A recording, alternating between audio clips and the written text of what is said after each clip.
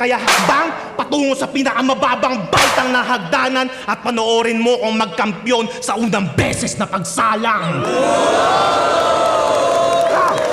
Isa sa pinakamaingay na pangalan ngayon sa rap battle ay si EJ Power. Matapos niyang representa ang bansa at flip top sa international rap battle ay sumalang naman to ngayong taon sa Isabuhay Tournament. At sa unang yugto ng torneo ay nakaharap niya ang kapwa niya MCing taga-Bataan na si Poison 13. Naging dikdikan ang laban nila pero sa kabila ng magandang performance na ipinakita ni Poison 13 ay nagawa pa rin siyang talunin ni EJ Power para umabante sa second round ng tournament. Magawa kaya magkampiyon ni EJ Power at maiselyo ang pangalan niya bilang 2024 Isabuhay Champion? Abangan natin yan mga tol.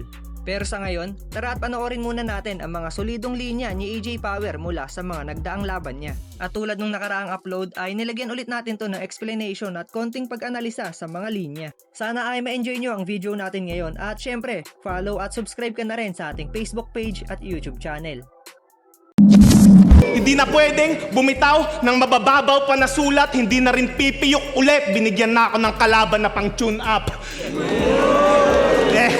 Eto na ang taon na ako'y kakawala sa chronosphere para may palag-palag yung Isabuhay. Sige, ako na nag-volunteer. Ito'y babala sa tulad mong nagmamataas na bottom tier. Tingin mo sa akin bonus round, tingin ko sa inyong lahat bonus year. Dalawang tournament sinalihan mo ngayong taon, awat-awat na din gar. Ilang beses ka na rin pumalya sa mga paligsahang lirikal. Sumali ng Isabuhay at PSP, abay nagmamataas ang animal. Gagawala ka ng pag-asang mag-champion kahit bumaba ka pa ng pedestal. Sawang-sawa na yung mga tao sa'yo. Di ka na dapat kinukuha, tanga. Hindi kasi Moko Jin, gago, kasuya ka na. Naalala mo to? Flip top! What more? Dead bad! That's cold! That's cold? Yeah, that's cold. That's cold, katarantaduhan. Wow! Sosyal! Kakaiba! Umi-English ka ng tangina ka. Dati squatter ka lang, ngayon squammy ka na. Epekto ng lason ay humihina in time. Ikaw ang buhay na patunay na entertain, hindi laging prime. Kasi 4 na beses na yan sumablay, di na yan pwede sa karangalan. Ikaw lang yung kilala kong kahoy na pinepeste ng kalawang. Kaya hakbang patungo sa pinakamababang baitang na hagdanan at panoorin mo kung magkampiyon sa unang beses na pagsalang.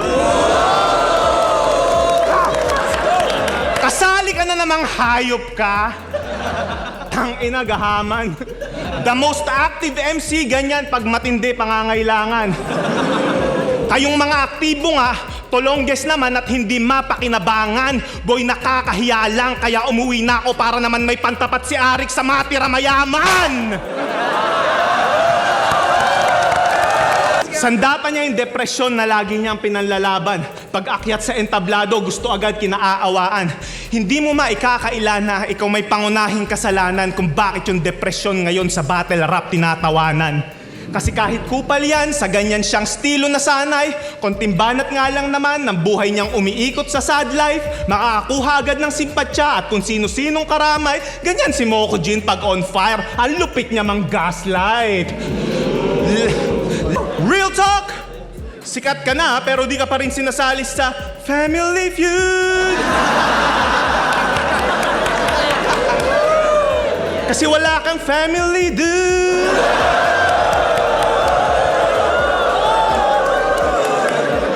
Bata ka pa lang, palagi ka nang iwan. Yung airpods mo nag-bounce sa hindi malamang dahilan. Nilisan din ng katipan, pero tadhanay hindi siya pinagsasawa ang pagtripan. Pagkat kupal pa din yan, pues ako yung pinadala ng karma para maranasan mo naman daw kung paano balikan.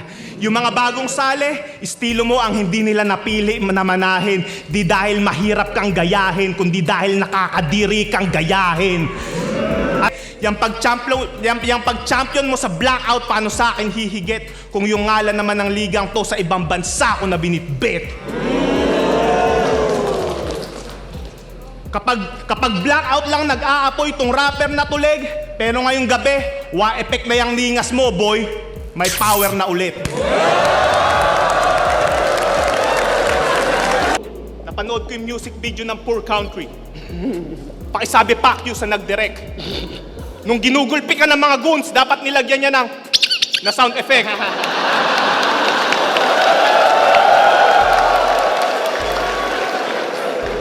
Tangina kung ako nag-direct nun, ipapatorture ko tong si Ponggok. Ipapasalvage ko tong si Supot. Tapos pag tinapon na siya sa ilog, dapat yung tunog. Sabi ko kay Enigma yung gusto kong kalaban, chill. Pero binigay niya sa akin si Abra para daw may trail. Kaya tol, walang yabangan ha. Dapat purong bara lang at skills. Subukan mong sabihin na marami kang pera, sasampaling kita ng dollar bills.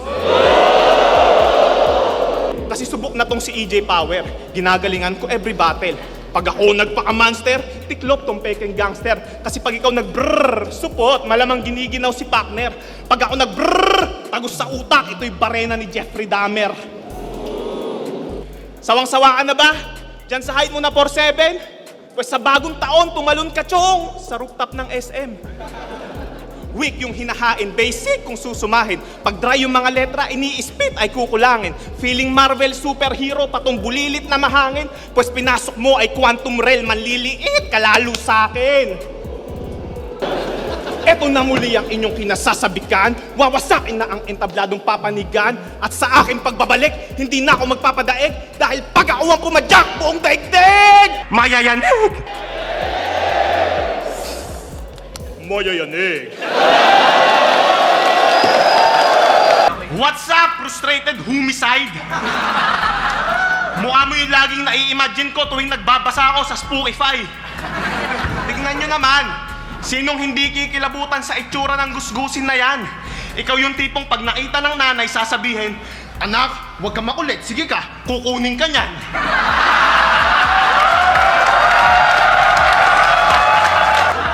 Anong feeling nyo sa forma nyo? Malupet? Mga nakalimutan magpagupet?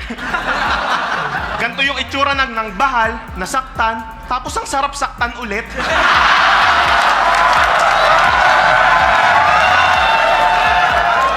Sa laula ka, ugok. Huling kalaban ko, nasunugan lang. Itong kalaban ko, tupok na tupok. Pati ngipin niya, bulok-bulok. Sobrang dilaw. Pag ngumiti siya, akala mo may minion sa loob. Tapos inaasar mo pang baboy si Crazy Mix. Perfect ka na yan. Si Crazy Mix, napabayaan lang sa kusina. Ikaw, napabayaan sa kalan.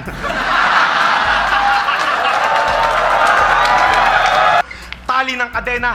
Kuryente sa puwerta, sabay silid sa sako. Hindi ka na si Snoop Dogg tarantado pagkatapos kitang bigyan na mahigit 100 na palo. Dahil paglabas ko sa'yo sa sako, magka-breeding ka na bro. Sa sobrang dami mong pasa, naging Dalmatian ka na gago. Sabay tadtad sa katawan, para may pulutan na tayo. Ngayon naranasan mo ang kabrutalan ko na todo. Mali kayo ng eksena na pinasok. Hindi to battle rap mga bobo. Minerder ko na tong aso on cam. Ito ay pelikulang oro.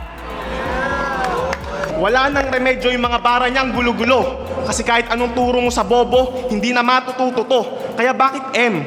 Dapat N niya na lang nasa pangalan ng damuhong to. Total balu-baluktot naman yung linyang nasa ulo mo. Ako si EJ, dalubhasang mas mabilis pang matuto kaysa kay Doctor Strange. Subukan mo makipagsabayan, siguradong hindi uubray ang slow-mong game. Masyado ang pasikat, kaya papatikimin kita ngayon ng double pain. Tatapak-tapakan ko lang tong pastar na to. Walk of Fame!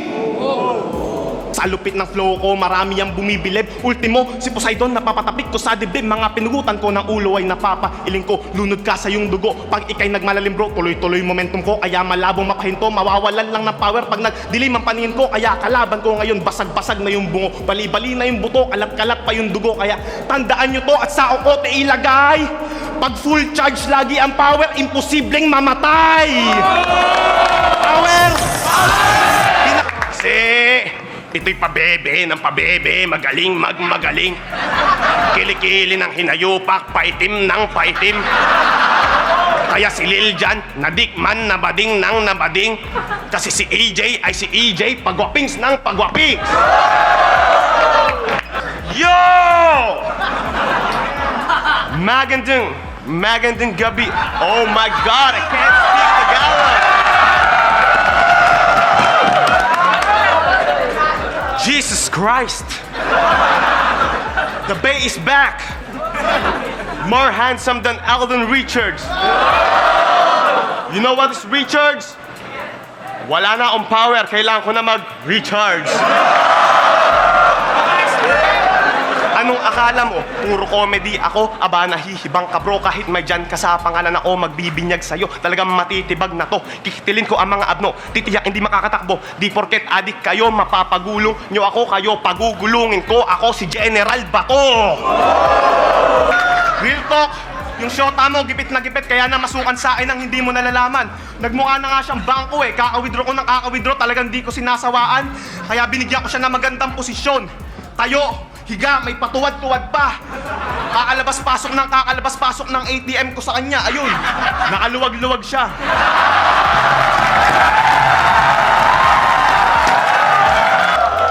Ganto ako magbunton ng galit sa mga tulad mong pabibong breezy.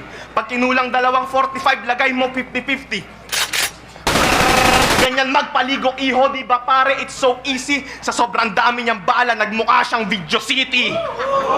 Kaya wala ka ditong tsansa, may hit ka lang sa ganja. Flow ko tumutusta, sumirit lang na magma. Di mo kayang salagin, bigat ng aking bara. Laglag ka sa aking bagsakan, parang si Abra. Ba't kasi ganito kalaban ko? Di nakaagana, di man lang rumaratsada kanya. Mga talata, ilang punches man ang iba tumoy. Walang panama dahil one punch ka lang sa akin, Saitama!